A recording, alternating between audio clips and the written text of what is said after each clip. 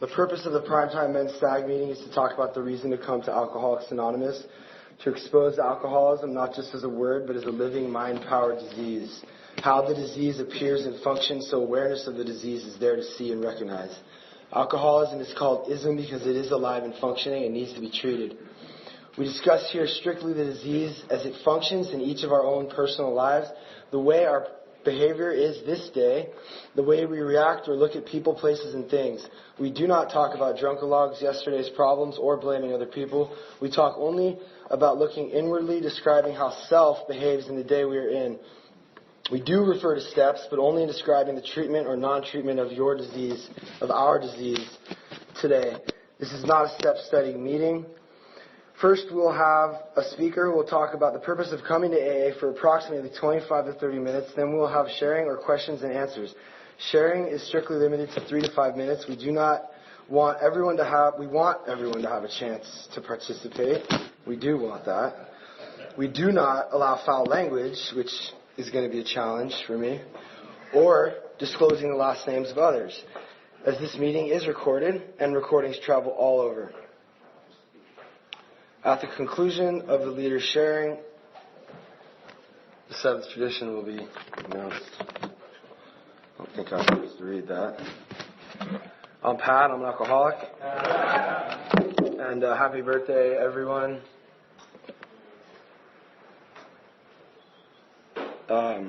Thanks for asking me to share, Nick. It's just about the most incredible thing. This is the most incredible thing in my life, AA, and this meeting in particular is my meeting. It's a meeting that changed my life, and it's just such an honor and a privilege to be able to have anything to offer anyone. I mean, it says here that my primary purpose is to help another alcoholic stay sober, and really to help anyone, because it just gets me out of my head. You know, I'm just sick of thinking of myself all the time. It's exhausting. So geez, man, thanks. I just feel so honored to be a part of this group. It's like, it's the coolest thing ever. Like, I used to have a whole different set of values, you know,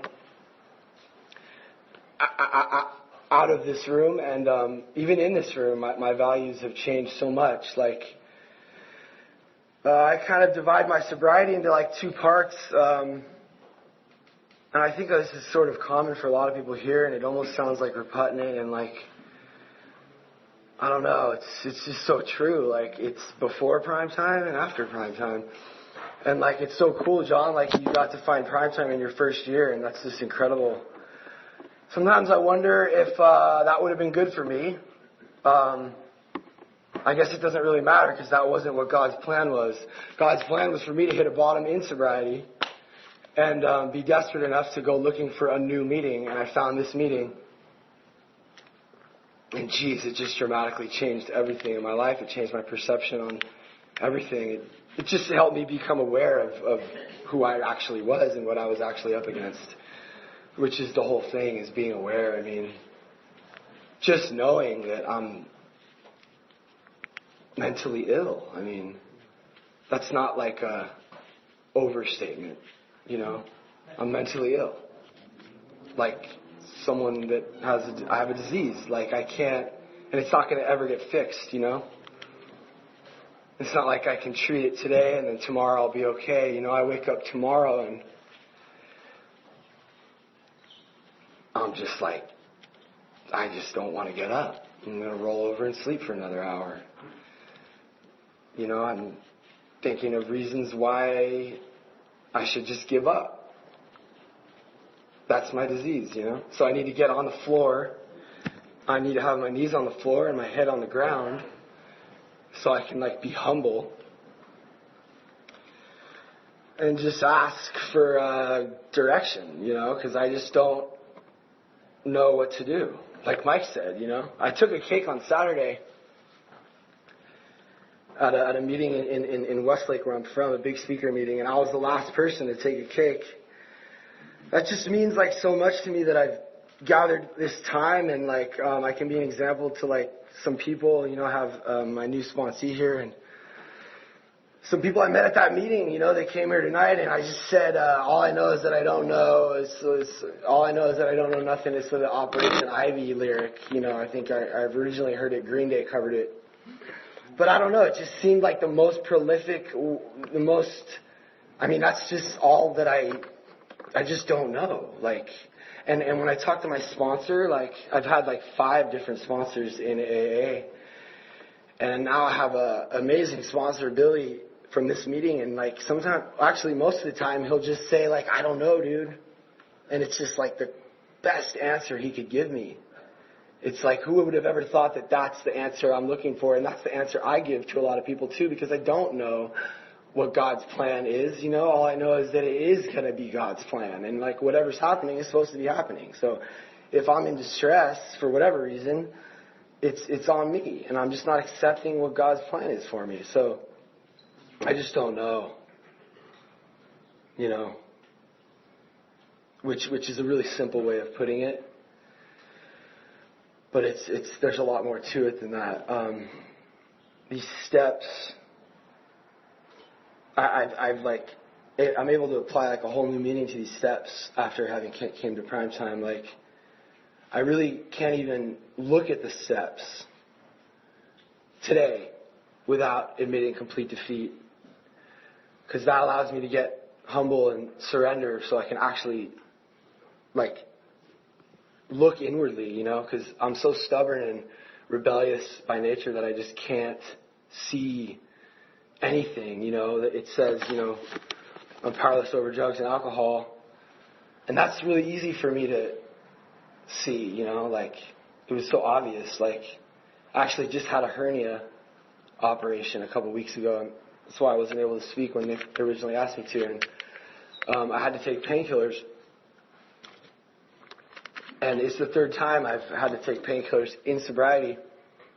I get hurt a lot before I got sober too.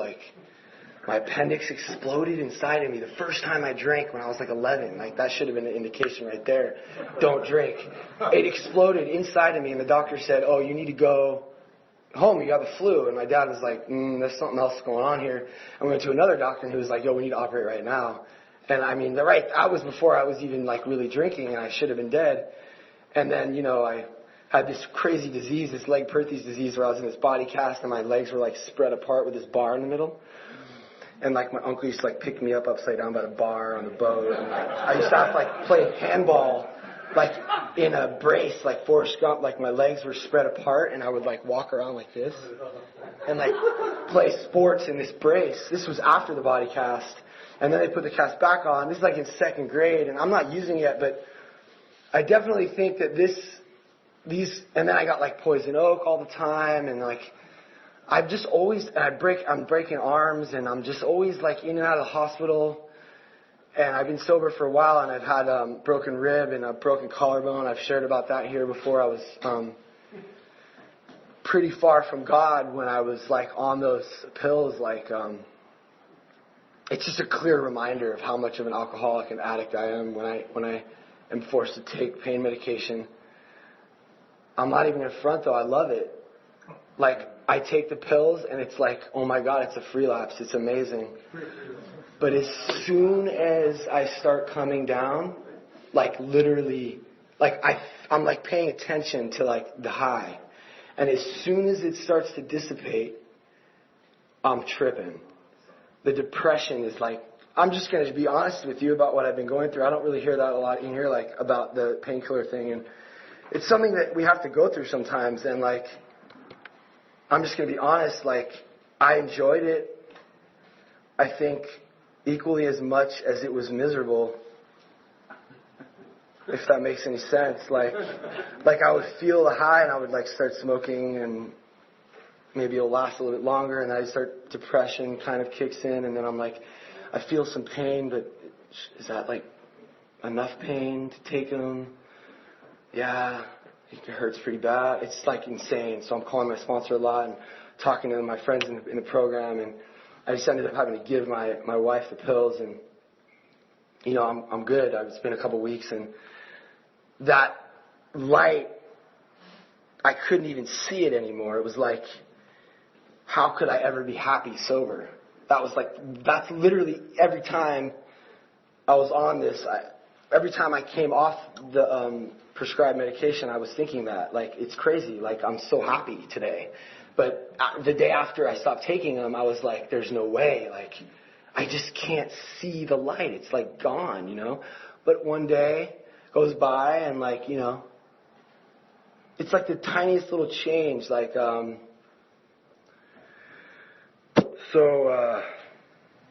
just, you know, just the tiniest little change. Like, you know, the difference between making a hole in one in golf and just completely missing the thing is like just this tiny little change, you know. And I just need to change just like one day, and like it's like a little bit different, and I'm like, oh wow, there's that light, you know. And I start praying, and I'm going to get to these steps here. So before I can even take the steps, I need to know I need to admit complete defeat. And you know, the front end, I'm pretty sure that's what Big Frank was talking about when he talks about the front end, which is sort of like this process before you even can take. I had to take the steps right away when I first got sober, out of prime time. That was important for me to just go through them as fast as possible and get a sponsor and just kind of dive right into it. I'm going through the steps now again with my new sponsor in prime time, and we're like on step 4. It's been like 5 years. I mean, but we're like really reading Sermon on the Mount. Like, we're really reading the steps. I'm procrastinating. It's taken me 2 years to do step 4. I'm ready to read it to him though. But this time, I really did step 1. Like, the first half of step 1 is like not really a problem for me.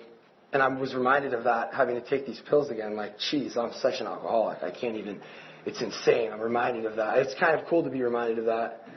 Because sometimes I'll be like, yeah, like my wife smokes a little weed, and I'm like, maybe I can. It's like my mind is so powerful. I got 11 years sober, and I think maybe I can like drink, you know. But the second half of step 1 lets me know that I can't think at all. I think I can drink. I think I can smoke. I think maybe as soon as I'm thinking, I'm screwed. I mean, the second half of step 1 is that my life had become unmanageable. And for me today, after having so much time sober, like, it's not my life like I'm living under a bridge homeless. It's my thought life. No matter what happens, when I wake up in the morning, I'm like, if there's this impending doom and fear, I'm going to lose my business. You know, my employees aren't acting right. And it's like, what? You're insane. Everything's great, but I'm powerless. Like, it's unmanageable. My thought life is unmanageable. And then I get on my knees, like, I get on my knees today, and I hit my head on the ground. It's this new thing I'm doing because I really need to get humble before God. Like, and like, it doesn't work like while I'm doing it, you know, but I just feel like, you know, when I do it, I just have a much better chance of having God during the day, you know, and I need to just keep doing it all day. So I just can't think. So the second half of step 1 is my thought life, you know, and I'm just powerless over my thoughts. I'm powerless over, I mean, I never, everything is, my perception is just off all the time. I don't even care anymore, you know. I don't care what you guys think. Like, what I think you think is wrong anyway. So what does it matter? I'm just going to be honest, you know, that's it. And that's why I'm able to get up here and share it with you guys, because, like, it just doesn't matter. Like, I do this thing. Like, my life depends on it. And all I want to be is happy, you know. Like, that's the only reason I'm here. I just want to be happy. That's the only reason I took drugs. Like, I want to be happy so bad that, like, I'm going to take drugs every day to make sure I'm happy. And I did. And as soon as I wasn't happy, I took some pills. And as soon as I was happy, I took more pills to be happier. That's just, my ego is completely out of control. And the more I do that, the more warped it becomes. And like, after a decade of warping my mind, which is already warped, I think, before I even start using all this stuff I went through with my health and my parents and whatever, I mean, I don't think that would have really mattered anyway. I think I have this regardless. Like, my grandpa had it. All my family members have it. I wish they're supposed to be here tonight. My alcoholic uncle. Like, create your shit. Get it together. Like, your life's falling apart. But I have no control over him or anyone else. Like, he's not here. My friends are here. That's cool. But, damn. There it goes. Just totally lost it. It's kind of like a tree. It's just like, which road should I take? So then, when I don't know which way to go, will just go right back to the steps. So step 2 is I need to have a power.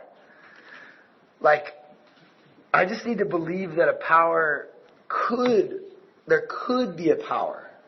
And I can't even, be open to that if I'm not humble. And that's why I need to admit complete defeat before I even take any of the steps. Like, complete defeat. I can't trust my mind. My mind never did me any good. My mind got me into a rehab. My mind got me here to AA with a bunch of drunks. That's what my mind did for me. And in sobriety, before I found prime time, my ego and my mind, without a real power, got me a bunch of cool stuff. I achieved dreams that I wanted based on self-will and ego. I got to travel the world. I got this record deal. I got all these things I thought I wanted without God. I would pray, but it was the Santa Claus prayer. It was God, please help me get a #1 single. And then I was #1 online or whatever. I never got a #1 single, but I got signed. And all I ever wanted was to do that for a living. That's all I wanted. If you said to me when I first got sober, this is what's going to happen to you in the next 5 years, I would be like, dude, that's great. That's all I ever want. But as soon as I got it, it was it wasn't right. The 2 other members started dating each other. My A&R guy was he didn't really understand what we were trying to do. I don't like airports at all. I hate airports. And they don't tell you that that's what it's going to look like. You want to go and be a musician? Okay, well, here's what it looks like. Airports, hotel rooms alone, promoters you don't know, and a lonely existence, 9 hours on a bus, and you're staying outside of a Walmart or whatever. I don't want that. But I'm so in my ego and my head and I'm so driven by self-will. My alcoholism is so powerful. I'm not using, but I'm so I want this and I'm getting it. I don't care. I'm going to get it and I never am going to stop until I get it. But it's the dogs. I thought of this analogy. It's kind of great for me. When you go to the dog races, I don't gamble. I have no problem with gambling, so I don't even know what it's called. I just will not gamble because I just know where that... And they just run around the track chasing this rabbit. They're never going to catch it. I will never catch the rabbit. And then I thought, well, even if they do catch it, it's like metal. They don't know what to do with it anyway. They can't even eat it. It's not even a real rabbit. I'm chasing a moving target. I throw the dart and then the freaking board moves. And it's how am I going to ever... I'm unsatisfiable. It says it in the book. I mean, I heard you guys say that, but I was nah. This is going to make me happy.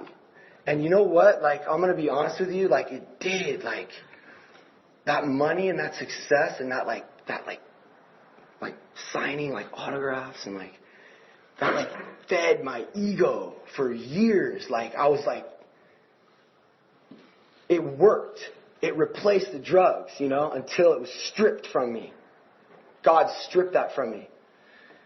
The internet is devastating oversaturation. And I was stripped of this thing I was doing. And a bunch of 16 and 17-year-olds with their laptops just took it all over. And I don't know what to do now. So I'm miserable in sobriety with 5 years sober. And I have this trainer, this woman, this lady Courtney, she saved my life. She's got a year sober. and she's like glowing. And I'm like, you're in the pink cloud. Like, it's going to get bad. Trust me. I got 5-6 years, and like, the storm's coming, and it gets dark. I'm miserable. Look at me. Like, just watch. Like, what am I saying to her? She's got a year sober. Good for you, you know?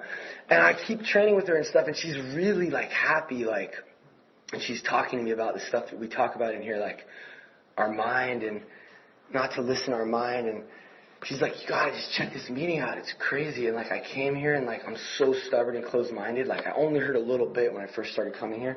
But, like, I was listening to the website a lot, and Matthew and Randy, and I listened to Bob Anderson a lot once I realized it was his meeting, and this guy's like, he's like, this here, what I'm about to say is something you need to hear. He would say that like 3 times, and I'm in my car driving, like totally not listening to the tape. And he says that 3 times so he could get my attention. And now he has my attention because he knows, I've never even seen this guy before. I've never met him. And it's incredible. You guys have met this guy. He's like this God to me. He saved my life. And I would listen to these CDs, and I heard this Randy talking about how when he ties his shoes with self, you know, his shoes have holes, the carpet's dirty, the house is too small, kids aren't acting right, I should just go in the closet and kill myself. That's what happens when he tries to tie his shoes with self. Sober. You know, but when I tie my shoes with God, with power, you know, after I pray on the ground, with my head on the ground, and I'm humble before God, I go to tie my shoes, and I'm like, God, thank you so much. I can see my shoes. Like, I can see with my eyes. I have shoes. I have a house and a wife, and like, I mean, I should be doing cartwheels outside naked, happy, doing flips in the street. I'm so happy. It's insane. Like, I'm so grateful. It's crazy how grateful I can be when I'm with the power. And then, like, I just, you know, I get on the road, and it's like just gone. The eraser man, it's just gone.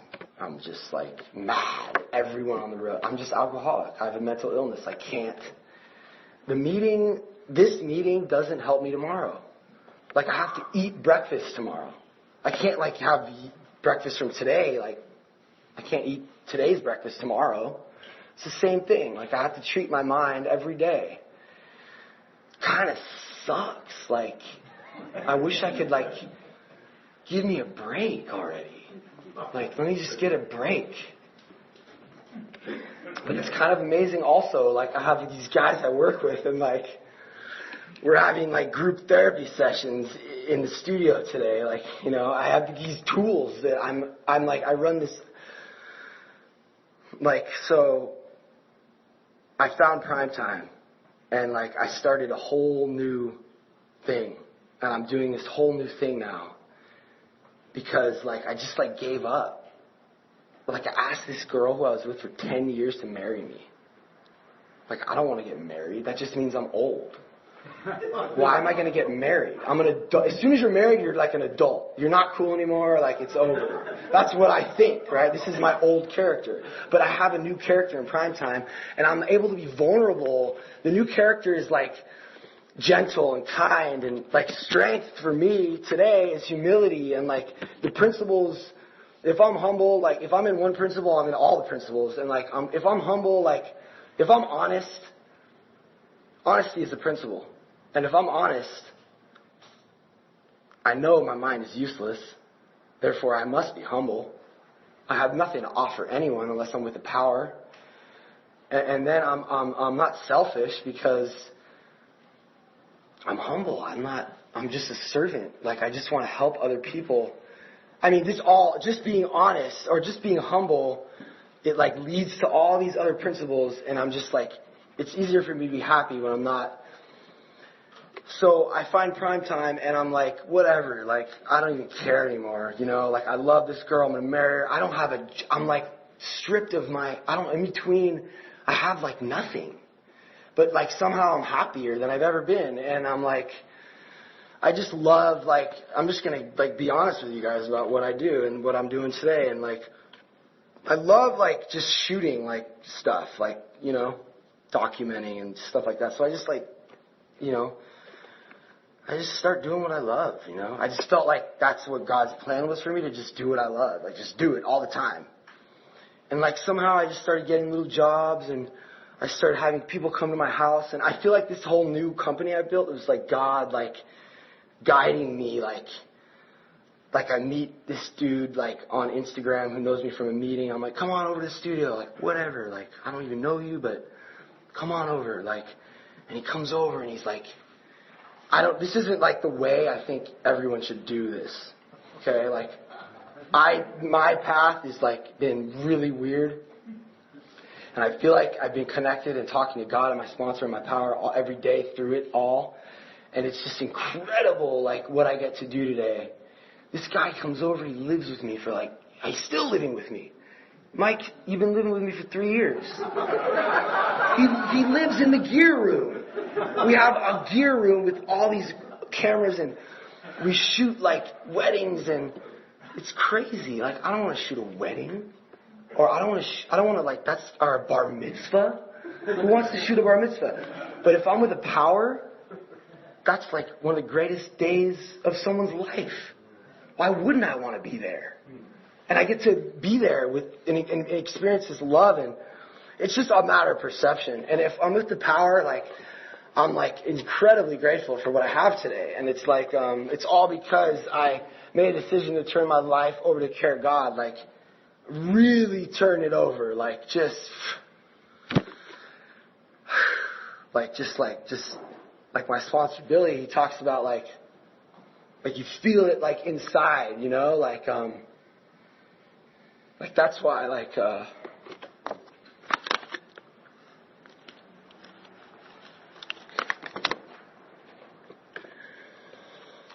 it's just so cool. Like, I'm just stoked, you know? I'm so stoked. Roy, I got 5 minutes. I'm just so stoked. It's crazy. That's not even, like, I can't even,